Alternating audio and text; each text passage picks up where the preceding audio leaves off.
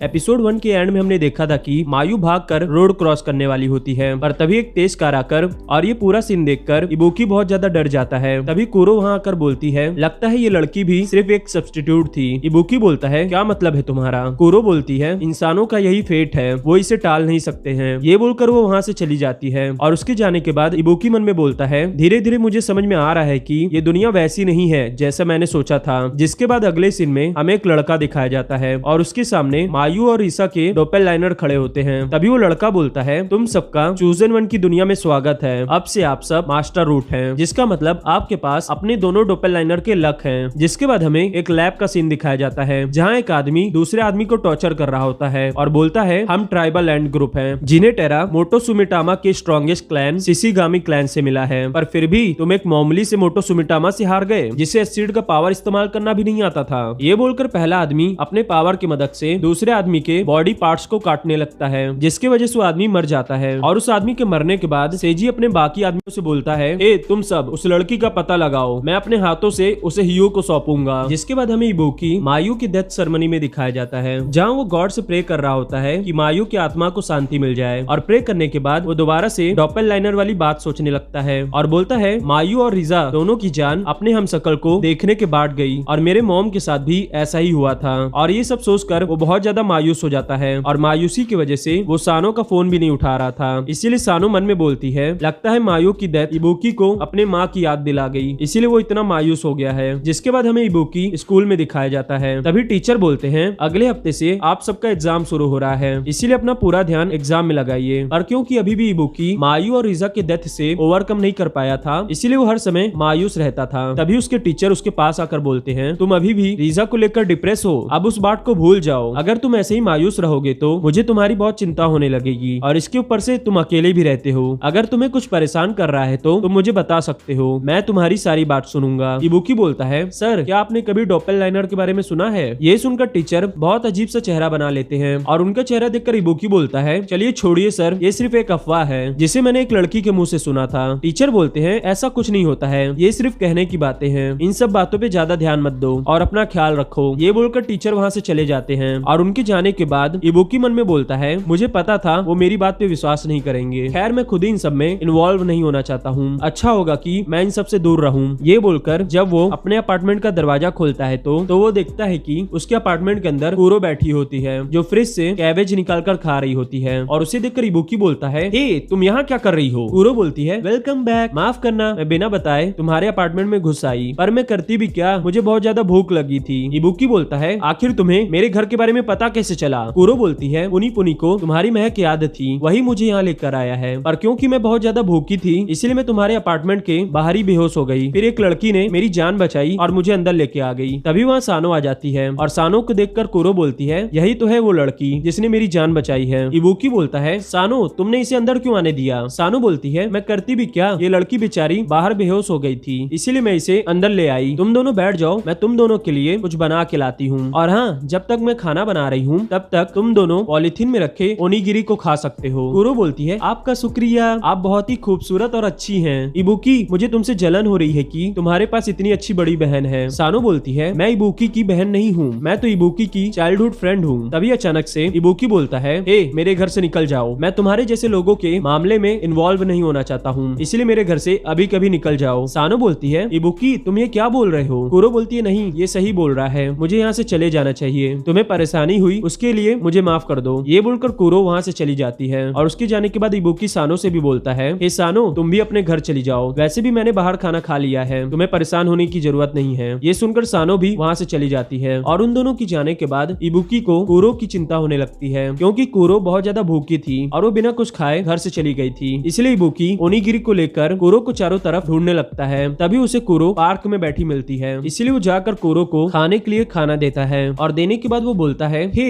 आखिर में तुम हो कौन? कुरो बोलती है, मैं तुम्हें पहले बता चुकी हूँ, मैं एक मोटोसुमिटामा हूँ। केटा बोलता है, मेरा मतलब तुम्हारे नाम से नहीं था, मेरा मतलब ये था कि तुम्हें डोपेललाइनर के बारे में इतना सब कुछ कैसे पता? कुरो बोलती है, मुझे इन सब के बारे में इतना सब कुछ इसलिए पता है क्योंकि मैं एक मोटोसुमिटामा हूँ। मोटोसुमिटामास का काम होता है इंसानों के कोएग्जिस्टेंस को बैलेंस्ड रखना। इस दुनिया के हर एक जीव को बराबर में टारा मिलता है, पर हर जीव की आत्मा 3 हिस्सों में बढ़ जाती है। अगर मैं तुम्हें सीधे सीधे समझाऊं तो मान लो इंसान का लक 100% होता होता है तो ये 100% लक उन तीनों लोगों में डिवाइड हो जाएगा जो एक दूसरे के हमशक्ल हैं। और फिर अगर गलती से भी उन तीनों लोगों की मुलाकात एक दूसरे से हुई तो तीनों में से उन दोनों हमशक्ल को मार दिया जाएगा जिनके पास कम लक होगा, और फिर उन दोनों मरे हुए हमशक्ल का लक मेन रूट एब्जॉर्ब कर लेगा, और एब्जॉर्ब करने के बाद वो मास्टर रूट बन जाएगा जिसके पास बहुत सारा गुड लक होगा। यही है पूरा डोपेललाइनर का सिस्टम। तुम्हारे भी दो हमशक्ल इस दुनिया में होंगे, बस फर्क ये है कि तुम्हारी मुलाकात अभी तक उनसे नहीं हुई है। जिसके बाद हमें दोबारा से वही लड़का दिखाया जाता है जो मन में बोलता है ये डोपेललाइनर का सिस्टम भी बहुत ज्यादा मजेदार है। तीनों हमशक्ल में से सिर्फ एक ही हैप्पीनेस को अटेंड कर सकता है जिसके पास ज्यादा लक हो। और ये बोलते बोलते वो बाकी के डोपेललाइनर को भी ट्रैक कर रहा होता है। तभी उसे कैमरे में सानो दिखती है, और सानो को देखने के बाद पता नहीं क्यों वो लड़का बोलता है लगता है आज नसीब मुझ पे मेहरबान है। ये बोलकर वो पता नहीं क्यों सानो के सारे रिकॉर्ड डिलीट कर देता है। वहीं दूसरी ओर जब इबुकी और कुरो बात कर रहे होते हैं तभी सेजी और उसका पूरा गैंग पार्क में आ जाता है। तभी सेजी कुरो को देखकर बोलता है क्या यार वो इस लड़की को हरा नहीं पाया, पर कुछ भी कहो मुझे इसके अंदर से बहुत ही हाई क्वालिटी के टेरा की महक आ रही है। मैंने पहले ही 4 मोटो सुमिटामा को मार के उनका टारा कंज्यूम किया है, तुम्हारा टारा भी कंज्यूम करने में बहुत मजा आएगा। कुरो बोलती है तुम मोटो सुमिटामस को क्यों मार रहे हो? सेजी बोलता है उस लेवल पर पहुंचने के लिए जहां कोई मोटो सुमिटामा ना पहुंच पाए। कुरो बोलती है बस तुम स्ट्रॉन्ग बनने के लिए मोटो सुमिटामस को मार रहे हो, मैं तुम्हें माफ नहीं करूंगी। और कुरो के बोलते ही सेजी के बाकी गैंग मेंबर उस पर अटैक कर देते हैं, पर वो बड़े आराम से उन सबको हरा देती है। और अपने आदमियों को हारता हुआ देखकर सेजी बोलता है तुम्हारे अंदर का टारा मुझे गूज बम दे रहा है, तुम कोई मामूली मोटो सुमिटामा नहीं हो, तुम मेरा अपोनेंट बनने के लिए बिल्कुल परफेक्ट हो। ये बोलकर वो अपने दोनों हाथ पॉकेट से बाहर निकालता है और हवा में बहुत तेजी से हिलाता है, और उसके हाथ की स्पीड इतनी तेज थी कि वो हवा को एक हंटर की तरह काट रही थी। और उसके अटैक को देखकर कुरो बहुत ज्यादा हैरान हो जाती है, और उसका चेहरा देखकर सेजी बोलता है तुम सही सोच रही हो, ये पावर एक्सीड है। कुरो बोलती है पर तुम्हारे जैसा ट्राइबल एंड एक्सीड जैसी टेक्निक कैसे यूज कर पा रहा है? सेजी बोलता है क्योंकि मैंने बहुत सारा हाई क्वालिटी का टारा कंज्यूम किया है। ये बोलकर वो दोबारा कुरो पे अटैक करता है, पर इस बार उसका अटैक इनविजिबल होता है, इसलिए कुरो अज्यूम करने की कोशिश करने लगती है कि उसका अटैक किस तरफ से आ रहा है, पर वो अज्यूम कर पाती उससे पहले ही सेजी का अटैक पीछे से आकर कुरो को जोर का लगता है और वो इंजर्ड हो जाती है। जिसके बाद सेजी लगातार उस इनविजिबल पावर से कुरो को मारने लगता है, और कुरो एक बार भी उसके अटैक को ट्रैक नहीं कर पा रही थी, जिसकी वजह से सेजी के सारे अटैक कुरो को लग जाते हैं और वो बहुत ज्यादा इंजर्ड हो जाती है, और उसकी हालत इतनी ज्यादा खराब हो जाती है कि वो हिल भी नहीं पा रही थी। और उसे देखकर सेजी बोलता है मुझे लगा था कि तुमसे लड़ने में मजा आएगा, पर तुम तो बहुत जल्दी हार गई, चलो अब समय आ गया है कि मैं तुम्हारा टारा कंज्यूम करूं। ये बोलकर वो कुरो के पास जाने लगता है। तभी बुकी मोबाइल निकालकर पुलिस का नंबर डायल करने लगता है, और नंबर डायल होने की आवाज सुनकर सेजी बहुत गुस्से से इबुकी को देखता है और अपने इनविजिबल अटैक से उसके हाथ में मार के उसका फोन गिरा देता है और बोलता है हे तुम क्या करने की कोशिश कर रहे हो, तुम्हें मरने का शौक है क्या? ये बोलकर वो अपने इनविजिबल अटैक से इबुकी के दिल में होल कर देता है, जिसकी वजह से इबुकी मरने लगता है, और वो मरते मरते मन में बोलता है मम्मी मैं जल्दी आपके पास आ रहा हूँ। और इबुकी की ऐसी हालत देखकर कुरो गुस्से में उठती है और अचानक से सेजी को मारती है, और सेजी को मारने के बाद वो इबुकी को लेकर वहाँ से भाग जाती है। जिसके बाद वो इबुकी को एक टावर के नीचे ले जाती है और मन में बोलती है अब मेरे पास कोई और चारा नहीं बचा है, मुझे इबुकी की जान बचाने के लिए ये करना ही पड़ेगा। ये बोलकर वो इबुकी के ऊपर बैठ जाती है और अपने पावर की मदद से अपना दिल निकालकर इबुकी के सीने में डाल देती है, और दिल लगाने के बाद वो इबुकी के सीने में जोर से मारती है, जिसकी वजह से हार्ट ट्रांसप्लांट करने का पूरा प्रोसीजर कंप्लीट हो जाता है। और प्रोसीजर कंप्लीट होने के बाद कुरो और इबुकी दोनों के हाथ में एक जैसा मार्क बन जाता है, और मार्क बनने के तुरंत बाद ही इबुकी को होश आता है, और उसे होश में देखकर कुरो बोलती है अब घबराने की कोई बात नहीं है, मैंने तुम्हारा चोट सही कर दिया है, अब तुम्हें जरा सा भी दर्द नहीं होगा। और उतने में सेजी वहाँ आ जाता है और बोलता है अच्छा तो तुमने उस लड़के की जान बचाने के लिए उसके साथ कॉन्ट्रैक्ट क्रिएट कर लिया, पर खैर ये कॉन्ट्रैक्ट इस लड़के को इस मामले में और घसीटेगा। ये बोलकर वो दोबारा से कुरो पर अटैक करने लगता है, और कुरो दोबारा से उसके अटैक को ट्रैक नहीं कर पा रही थी, जिसकी वजह से उसे बहुत ज्यादा चोट लग रही थी। तभी सेजी के एक अटैक से इलेक्ट्रिक वायर कट के नीचे गिर जाता है, और उस वायर के नीचे गिरते ही कुरो समझ जाती है कि सेजी का अटैक सच में विप की तरह काम कर रहा है, इसलिए वो सेजी के हैंड मूवमेंट को एनालाइज करने लगती है, और एनालाइज करने के बाद वो सेजी के पास जाकर उसके पेट में जोर का पंच मारती है, पर उस पंच से सेजी को कोई फर्क नहीं पड़ता है। इसलिए वो बोलता है तुम कितनी बड़ी बेवकूफ हो अगर तुम्हें लग रहा है कि तुम मुझे क्लोज कॉम्बैट में हरा सकती हो। ये बोलकर वो अपने पावर की मदद से कुरो को बांध देता है, और बांधने के बाद वो कुरो को जोर से जमीन में पटकता है, और पटकने के बाद वो सच में कुरो को मारने जाने वाला होता है, पर तभी कुरो अचानक से पासी में पड़े वायर को सेजी को छुआ देती है, और थोड़ी देर तक करंट लगने के बाद कुरो सेजी को जोर का पंच मारती है, जिसकी वजह से सेजी उड़ता हुआ जाकर इलेक्ट्रिक टावर में जाकर टकराता है, और उसे बहुत ही हाई वोल्टेज का करंट लग जाता है, जिसकी वजह से वो मर जाता है। और सेजी के मरने के बाद बाद इबुकी के दिल में बहुत तेजी से दर्द होता है, इसलिए वो बेहोश हो जाता है और यहीं पर ये एपिसोड खत्म होता है। मैं आशा करता हूँ आपको मेरा एक्सप्लेनेशन अच्छा लगा होगा। अगर अच्छा लगा है तो वीडियो को लाइक शेयर सब्सक्राइब कर दीजिए। और हाँ, ये एनीमे सच में बहुत ज्यादा अच्छी है, इसलिए क्रंची रोल पे जाके एक बार जरूर देख लीजिएगा।